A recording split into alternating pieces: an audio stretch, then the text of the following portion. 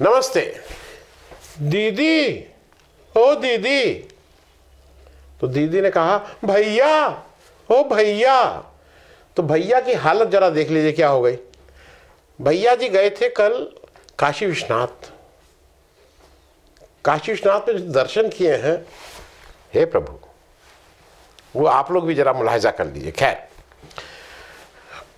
दीदी ने भैया जी को जब कहा तो भैया जी आज ये हुआ कि आज ऐसा एक खतरनाक अभी चल रही थी मैसेज, ब्रेकिंग न्यूज, कुछ आने वाला, मोदी जी अनाउंस करने वाले रात में 8 बजे, रात में 6 बजे, 5 मिनट बाद, 10 मिनट बाद।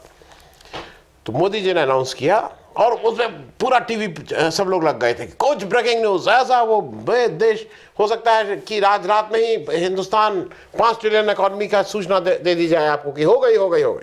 मालूम नहीं क्या क्या, न सिर न पैर। मोदी जी ने एक ट्वीट किया, उन्होंने डीआरडीओ के अफसरों को अग्नि 5 के सक्सेसफुल लॉन्च पे धन्यवाद दिया और बधाई दी।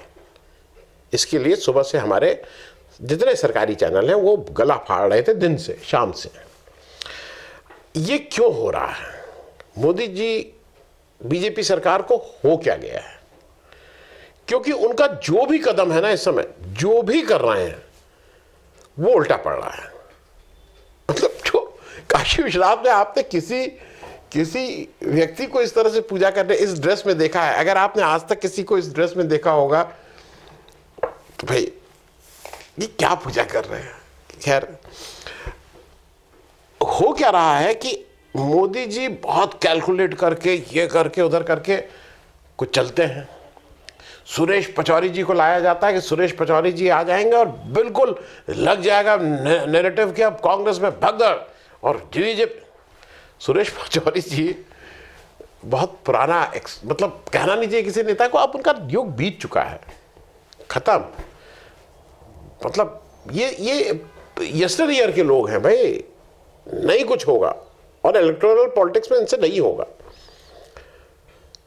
ये इस तरफ ये कर रहे हैं, उस तरफ राव वीरेंद्र सिंह के लड़के पहले, फिर वो सिटिंग एमपी लोग चले आ रहे हैं। कोई हरियाणा से सिटिंग एमपी आ रहा है, कोई राजस्थान से। बीजेपी का सिटिंग एमपी कांग्रेस में आ रहा है। कांग्रेस से सुरेश पचौरी साहब जा रहे हैं, जो एक जमाने में राज्यसभा हुआ करते थे, विधानसभा लोकसभा के चुनाव आज तक नहीं जीते, वो आ रहे हैं। खबर उसको बनाया जा रहा है। ये डेस्परेशन जो है वो थोड़ा मुझे ऐसा लग रहा है क्योंकि अब इनसे कोई भी सही निर्णय नहीं ले पा रहे हैं। मैं उसको सिलसिलेवार आपसे बताता हूँ। कल ममता बनर्जी ने कलकत्ता में के ब्रिगेड मैदान में एक बड़ी रैली की। अच्छा, अब हर एक आदमी धीरे धीरे इस चीज को सीख रहा है। मोदी जी अब कोई मानते थे कि इवेंट करो, बड़ा इवेंट, छोटा इवेंट, G20, जी कौन सा वो राम जन्मभूमि प्रतिष्ठा, ये करो, वो करो, यहाँ जाओ, वहाँ जाओ, दिवाली बड़ी, ये दिवाली, होली छोटी, वो सब करते रहो। लेकिन इस देश में एक इवेंट एक आदमी ने ऐसा कर दिया कि पिछले 10 साल के इवेंट के से वो भारी पड़ गया और उस इवेंट के सामने कोई इवेंट खड़ा नहीं हो पा रहा। उसका नाम है भारत जोड़ो यात्रा और उस इवेंट को करने वाले राहुल गांधी। ममता बनर्जी ने कल एक इवेंट और किया, ये इलेक्शन का इवेंट था। मोदी जी बहुत इलेक्शन मास्टर हैं, कैसे कर दिया, वैसे लाया, इनको सरप्राइज उनको दे दिया।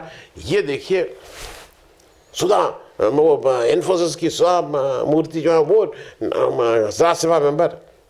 ममता बनर्जी ने कल ब्रिगेड मैदान में, जैसा कहा जा रहा है कि अनप्रेसिडेंट भीड़ थी, बड़ी सभा बुलाई और सभा में उन्होंने एक नए तरह का एक्सपेरिमेंट किया। रैंप बनाया, जैसे आप फैशन वॉक में नहीं देखते हैं, रैंप बनाया।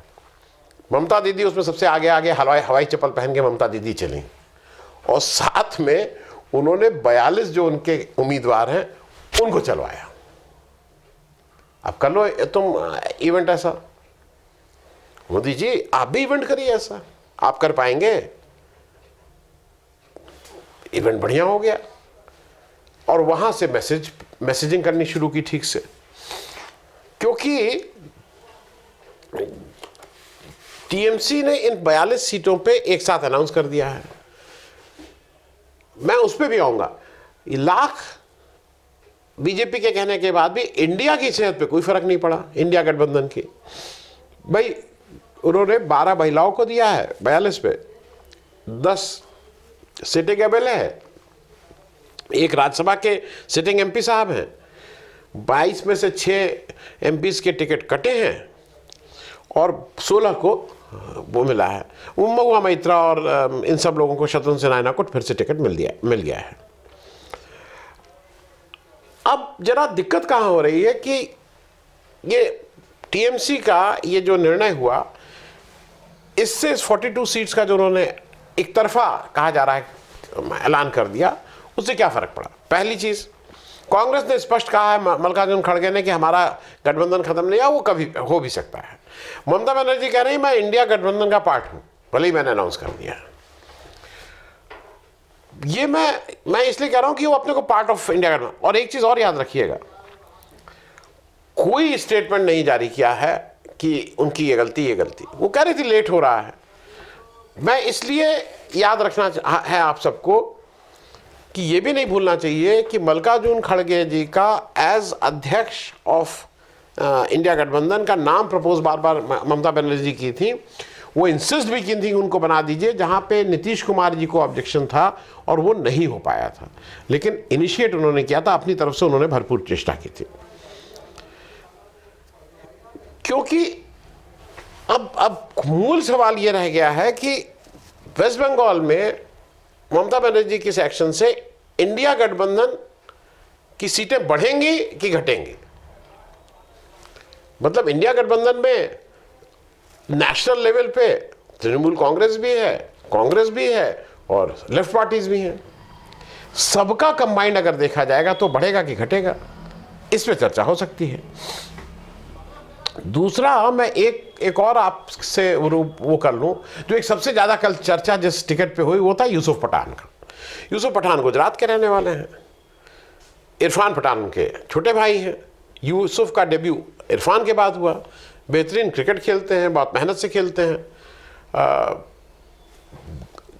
बहुत हम्बल बैकग्राउंड से आए हैं, गरीब, मतलब अपने ताकत, अपनी डिसिप्लिन, अपनी मेहनत, अपनी लगन से यहाँ तक पहुँचे हैं। T20 और तमाम वर्ल्ड कप जो इंडिया ने जीते उसका हिस्सा यूसुफ पठान रहे हैं। यूसुफ पठान को टिकट देके 2-3 संदेश बिल्कुल साफ किए गए हैं। पहला संदेश तो यह है कि कई लोगों को लग रहा है कि देखो अधीर रंजन चौधरी को ठीक करने के लिए अधीर रंजन चौधरी, मैं आपको जानकारी के लिए बता दूं, अधीर रंजन चौधरी की ये जो जहां से ये जो सीट है, इसमें पिछली बार, क्योंकि ये समझना जरूरी है, पिछली बार ऐसा नहीं था कि तृणमूल कांग्रेस के साथ एडजस्टमेंट था। तृणमूल कांग्रेस और कांग्रेस आमने सामने लड़े थे। अधीर रंजन चौधरी साहब वहां जीते थे। वहां नंबर 2 पे तृणमूल कांग्रेस के अपूर्व सरकार साहब थे, उनको 5,10,000 वोट मिले थे। अधीर रंजन चौधरी को 5,91,000 वोट मिले थे। 81,000 वोट से वो जीते थे इलेक्शन। तो आमने सामने इलेक्शन लड़े थे पिछला वाला भी, तो इस वाले इलेक्शन में भी लड़ लेने में क्या दिक्कत है? क्योंकि फर्स्ट और सेकेंड में जैसे उम्मीद की जा रही, लोग कह रहे हैं कि जीतेंगे वहां Adhir Ranjan end of the day, लेकिन चूंकि वो उसमें मुस्लिम वोट की बाहुल्य है, तो कुछ लोगों का ये मानना है कि नहीं यूसुफ पठान के पास ज्यादा वोट चले जाएंगे। लेकिन वो चाहे यूसुफ पठान के पास जाए, चाहे अधीर रंजन के पास आए, सीट इंडिया ही की रहेगी। वहां बीजेपी नहीं जीतने वाली है कि इनके उसमें बीजेपी कहीं जीत जाएगी। देखिए, कुछ चीजें आपको याद समझनी होंगी। इंडिया गठबंधन एक 2 पार्टी का गठबंधन नहीं है। इट्स अ 26 पार्टीज आपस में एक दूसरे से तालमेल कर रही हैं। यहां तो अधीर रंजन को लेकर आपको बड़ा दिक्कत हो रही है। राहुल गांधी के अगेंस्ट वहां डी राजा की पत्नी लड़ रही है। भाई, कम्युनिस्ट पार्टी के बड़े नेता जो वह, उनकी पत्नी वहां वायनाड में इनके सामने लड़ रही है।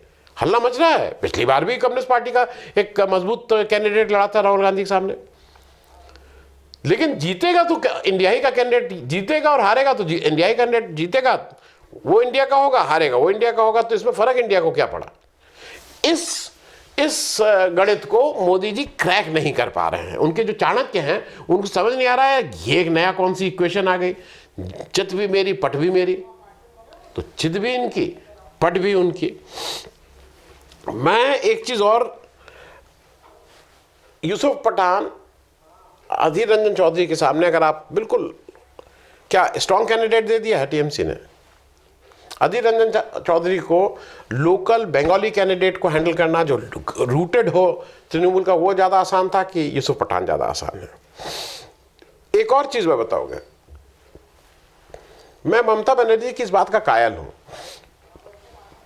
क्रिएटिव लोग, खिलाड़ी लोग, पढ़े लिखे लोग, उन्होंने एक शायद साइकेट्री की जो प्रोफेसर है उनको दिया है, बहुत से कलाकारों को दिया है, 2 क्रिकेटर्स को दिया है, कीर्ति आज़ाद साहब और यूसुफ पठान साहब। और कीर्ति आज़ाद के स्पेसिफिकली चक्कर में 83 के वर्ल्ड कप का पोस्ट के साथ जो बीजेपी वालों ने जिस तरह का व्यवहार किया है, वो क्या भूल पाएंगे?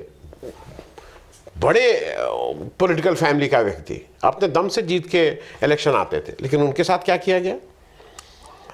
एक व्यक्ति की बात मैं आज इसलिए यहां पे कर दे रहा हूं कि बीजेपी को यह समझ में नहीं आ रहा है कि वो जो दीदी है ना, उन्होंने भैया और भैया जब कहा, दादा जब उन्होंने कहा भैया और भैया नहीं, वो तो दादा बोलेंगे, दादा ओ दादा। तो हम और आप जब दादा कहते हैं तो एक ही नाम जहन में आता है, उसका नाम है सौरव गांगुली। हिंदुस्तानी क्रिकेट में अगर किसी ने इस देश को, हम सबको, if someone has given us pride as an Indian as far as the cricket is concerned, उसका नाम सौरव गांगुली है। सौरव गांगुली का कुछ चीज़ें अनकही रह जाती हैं, लेकिन वो भी समझना आज ज़रूरी है। जैसा कहा जा रहा है कि मेरे हिसाब से सौरव गांगुली इस समय कहीं ना कहीं टीएमसी के लिए सहृदय हैं, उनके मन में है कि भाई इनका कुछ ये लोग जीते। दूसरा, यूसुफ पठान को टिकट दिलवाने में, वो कराने में कहीं ना कहीं सौरव गांगुली का योगदान है। यूसुफ पठान कैलकाटा नाइट राइडर्स के भी खेलते रहे हैं। एक याद रखिएगा सौरव गांगुली की बात, बंदे में दम है, बोलता नहीं है कभी। आपको अगर याद हो, वेस्ट बंगाल इलेक्शन से पहले मैं कलकत्ता गया था, उससे पहले भी मेरा टैक्सी ड्राइवर भी कह रहा था, देखिएगा साहब गांगुली दादा को ये चीफ मिनिस्टर बना के प्रोजेक्ट किया करेगी बीजेपी और बिल्कुल एक तरफ हो जाएगा। क्योंकि सौरव गांगुली के सामने ऑप्शंस 2 थे, बीजेपी के साथ रहो, बीसीसीआई के चेयरमैन रहो, मजे करो, लेकिन वेस्ट बंगाल में सीएम कैंडिडेट के तौर पे हम प्रोजेक्ट करेंगे, जीत जाओगे तो तुम्हें चीफ मिनिस्टर बनाएंगे। लेकिन वो व्यक्ति बिल्कुल बात का पक्का है, उसको क्लैरिटी है, दीदी के साथ धोखा नहीं देगा। ये तो दीदी करेंगे, लेकिन दादा जो है वो दीदी के साथ धोखा नहीं करेगा। दादा ने दीदी को धोखा नहीं दिया, उसने अपनी बीसीसीआई की कुर्सी जाने दी। ये जो इस समय जो लोग बैठे हुए हैं और जो चला रहे हैं, वो फिर लगेगा मैं पुरानी बातों को दोहरा रहा हूँ। सौरव गांगुली से बेहतर कोई व्यक्ति है जो इस देश के, आपको याद है ना कि सौरव गांगुली ने जो कहाँ से इंडियन क्रिकेट को निकाला था और कैसे जीतने वाली एक टीम बनाया था, और कितने लोगों को, एक नहीं कितने लोगों को लोग आज अनुग्रहित थे और ऑन रिकॉर्ड जो कहते हैं कि सौरव गांगुली की वजह से मैंने टेस्ट खेला, वर्ल्ड कप खेला या वनडे खेला। उसने इस देश में ना केवल इंडियन टीम का भला किया है, उसने खिलाड़ियों का भला किया है। मुझे ऐसा लगता है कि सौरव गांगुली का मैंने इसलिए कह दिया कि इसको आपको भी एक्नॉलेज करना चाहिए। अब टीएमसी बिल्कुल ठीक नारा ले आई है, बंगाल की अस्मिता की बात है, अब तो आउटसाइडर की बात कर रही है। और जो अभी लग रहा है, ममता बनर्जी बिल्कुल क्लियर है, वो विधानसभा टाइप एटमॉस्फेयर बना रही हैं, जहां पे एक तरफ तो धुआंधार मोदी जी की रैली हुई थी और अमित शाह की रैली हुई थी, लेकिन माने तो बाहर ही लोग गए थे। ये तो ममता बनर्जी के वो नुस्खा समझ में आ गया, जैसे इनके पास एक नुस्खा है हिंदू मुसलमान, ममता बनर्जी के पास नुस्खा है आउटसाइडर। वो कह रही हैं कि ये जो 18 एमपी गए हैं वो जाके वहाँ पे कहते हैं कि नहीं इनको जो यहाँ की हमारी ग्रांट है, जो हमारा पैसा, उसको मत आने दो, आपने इसके लिए इनको चुना था। वो तो बिल्कुल ठीक बात कर रही हैं। एक मैं अंतिम करके इसको ख़त्म करूँगा, तृणमूल कांग्रेस का। तृणमूल कांग्रेस का एक जो उसके लोग कह रहे हैं, ये पेपर में छपी हुई रिपोर्ट में, आपने मतलब टेलीग्राफ की स्टोरी पढ़ लीजिए। तृणमूल कांग्रेस के लोगों का कहना है कि जब हमें फ़ायदा इस 42 सीटों पर लड़ने से ये है कि जो हमारे अगेंस्ट वोट हैं वो उनका डिवीजन होगा। हम चाहते हैं कि हमारे सामने केवल बीजेपी न रहे, हम चाहते हैं हमारे सामने बीजेपी भी रहे, कांग्रेस भी रहे। और कांग्रेस एक्चुअली दिक्कत क्या है, वहां पे जो दिक्कत असली पड़ रही है थी, कांग्रेस लेफ्ट को नहीं छोड़ सकती है बंगाल में, तो कांग्रेस के लिए अब लेफ्ट को नहीं छोड़ेगी, ममता बनर्जी लेफ्ट के साथ लड़ेंगे नहीं, तो वो एक मुश्किल हो गई थी। मेरे ख्याल में वर्किंग अरेंजमेंट ठीक है, इसमें कहीं कोई दिक्कत वाली बात नहीं है। और ले देखे मोदी जी का जो भी कदम है वो बूमरैंग कर रहा है। मोदी जी बिल्कुल सुबह से शाम तक यहाँ घूम रहे हैं, वहाँ घूम रहे हैं। अब वो एक नया सीए एनआरसी लाए हैं, ममता बनर्जी ने ठीक से हुंकार भरी। अब वो हो रहा है कि आज रात से सीए एनआरसी इंप्लीमेंट कर दिया जाएगा, इन्फोर्स हो जाएगा। फिर वही कागज दिखाओ, कागज दिखाओ। कागज कौन दिखाओ? जो बाहर से आए हैं। बाहर से कौन आया है? नहीं, 800 साल पहले जो आया था वो भी कागज दिखाओ। ये सब कागज दिखाओ का काम शुरू होगा। ममता बनर्जी ने कहा है, होबे ना चोलबे ना, बंगाल में सीए एनआरसी और ये सब कुछ नहीं अभी हम करेंगे। तो ममता बनर्जी शायद उस मिट्टी की बनी है जिस मिट्टी से सुभाष चंद्र बोस आए थे, जिस मिट्टी से मैं और नाम नहीं ले रहा हूँ, एक ही नाम ले रहा हूँ जो बहुत से नामों को समाहित करते हैं अपने में। उस मिट्टी के लोगों को आपकी इन सब हरकतों से कि मैं तो जब देखता हूँ, मुझे शिव जी आज बड़े प्रसन्न हुए होंगे कि एक कोई शिव जी की बारात कही जाती है ना, तो उस बारात का एक ऐसा बाराती भी आया उनके पूजा करने के लिए। तो देखिए अब मोदी जी नई नई चीज़ें अपने तरकश में और क्या क्या निकाल के लाते हैं। और अभी तक तो उनका सारे तीर वो हिट विकेट हो रहे हैं, वो उल्टा सीधा मालूम नहीं क्या क्या करने की कोशिश कर रहे हैं, मामला चल नहीं रहा है। चलिए देखिए आगे क्या क्या होता है। Thank you so much.